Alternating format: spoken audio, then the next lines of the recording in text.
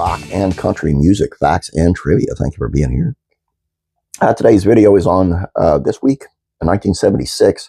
Gary Rossington was in a car accident that inspired this Lynyrd Skynyrd classic. On this day, on September 5th in 1976, Lynyrd Skynyrd guitarist Gary Rossington crashed his brand new Ford Torino while intoxicated. While he was able to walk away from the accident, he was injured badly enough that the band had to postpone several dates of their One More from the Road tour. This infuriated frontman Ronnie Van Zant and inspired him to co-write the Southern rock classic That Smell. For many Americans, the three-day Labor Day weekend is full of booze and barbecues. The guys in Lynyrd Skynyrd were prone to partying on a normal day. This turned out to be a horrible combination for two members of the band in 1976. Both Rossington and Alan Collins were involved in separate car accidents over that weekend. The common denominator between those crashes was intoxication. Van Zant fined Rossington and Collins $5,000 for their irresponsible actions' impact on the band. They also discussed the incident in an October 76 interview. He said it's a terrible thing when you get behind a wheel and you're so drunk that you can't drive a car to begin with. Those boys will pay for it, he said of his bandmates. Alan hit a parked Volkswagen and knocked it across an empty parking lot. That was just a fender bender compared to Gary's, he added.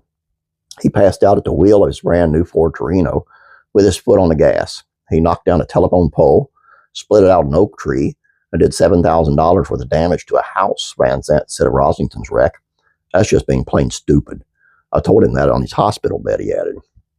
The writer's credit for That Smell helped to illustrate which of the two Ronnie Van Zant was more upset with. He co-penned the song with Alan Collins. Lynyrd Skynyrd released it as the second single from Street Survivors in October of '77. It failed to chart at the time. However, it remains a favorite among fans. The opening lines of the song point directly to Gary Rossington's car wreck. Whiskey bottles, brand new car, oak tree, you're in my way.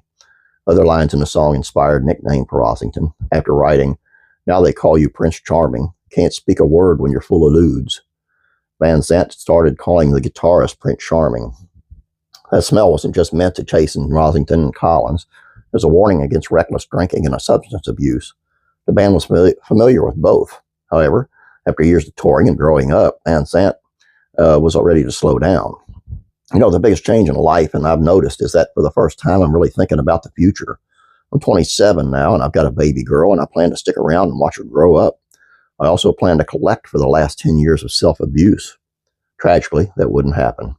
On October 20th, 1977, just 3 days after Street Survivors hit shelves, a plane crash killed Van Zant, Steve Gaines, and Cassie Gaines, along with the pilot, co-pilot, and Lynyrd Skynyrd's assistant road manager.